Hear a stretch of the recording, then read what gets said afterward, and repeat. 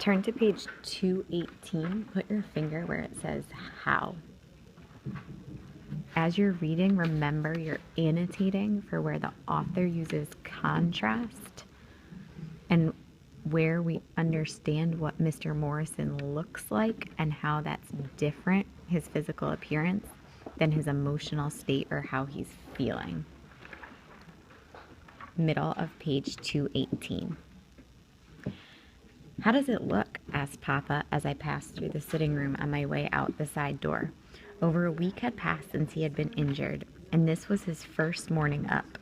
He was seated by the cold fireplace, his head still bandaged, his broken leg resting on a wooden chair. His eyes were on Mama at her desk. Mama put down her pencil and frowned at the open ledger before her. She glanced at me absently and waited until I had closed the screen door behind me. Then she said, "David, do you think we should go into this now? You're still not well."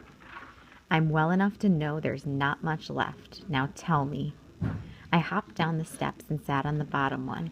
Mama was silent a moment before she answered him. "With Hammer's half of the mortgage money, we've got enough to meet the June payment." "Nothing more?" "A couple $100, that's all." They were both silent. "You think we should write Hammer and borrow some money?" Mama asked. Papa did not answer right away. "No," he said finally. "I still don't want him to know about this thing. If he knows I'm not on the railroad, he'll want to know why not, and I don't want to risk that temper of his when he finds out what the Wallace has done." Mama sighed. "I guess you're right." "I know I am," said Papa. "Things like they are, he come down here wild and angry, he'll get himself hung. Long as things don't get no worse, we can make it without him. We'll meet that June note with the money we got there." He paused a moment. "We'll probably have to sell a couple of the cows and their calves to make them July and August notes. Maybe even that old sow. But by the end of August, we should have enough cotton to make that September payment. Of course, we'll probably have to go all the way to Vicksburg to get it ginned. Can't hardly use Harlan Granger's gin this year."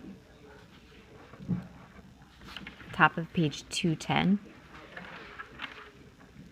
There was silence again. Then Mama said, "David, Mama's been talking about going into Strawberry to the market next." "No," Papa said, not letting her finish. "Too much bad feeling there." I told her that. "I'll talk to her. Anything we just gotta have before the first cotton come in."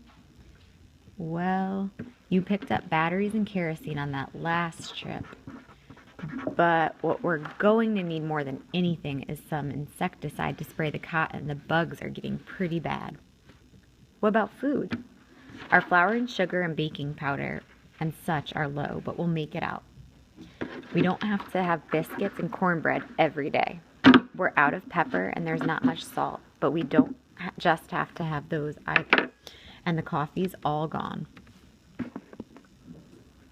The garden's coming along nicely, though. There's no worry there." "No worry," Papa muttered as both of them grew quiet. Then suddenly there was a sharp explosion as if something had been struck with an angry force.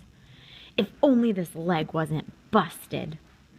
"Don't let Stacy hear you saying that, David," Mama cautioned softly. "You know he blames himself about your leg." "I told the boy it wasn't his fault. He just wasn't strong enough to hold old Jack." Top of 221. "I know that, but he still blames himself." Papa laughed strangely. "Ain't this something? Them Wallaces aim a gun at my head and I get my leg broke and my boy's blaming himself for it. Why, I feel like taking a bullwhip to all three of them Wallaces and not stop until my arm gets so tired I can't raise it one more time." "You're sounding like Uncle Hammer." "Am I? Well, a lot of times I feel like doing things Hammer's way. I think I get a powerful lot of satisfaction from whipping Caleb Wallace and them brothers of his." "Hammer's way would get you killed and you know it, so stop talking like that. Don't we already have enough to worry about? Besides, both Thurston and Dewberry Wallace are still laid up, so I hear.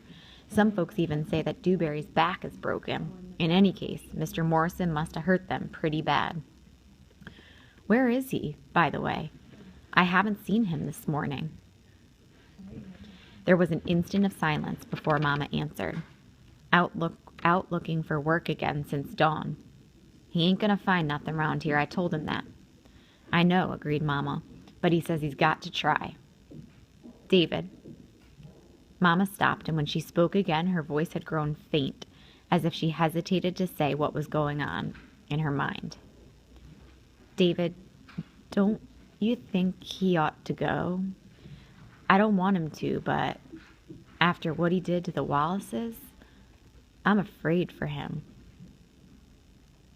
Right now, put your book down, turn in your packet to the AIR questions 1 and 2, looking for a strong assertion to question 2 that restates the question and gives reasons why.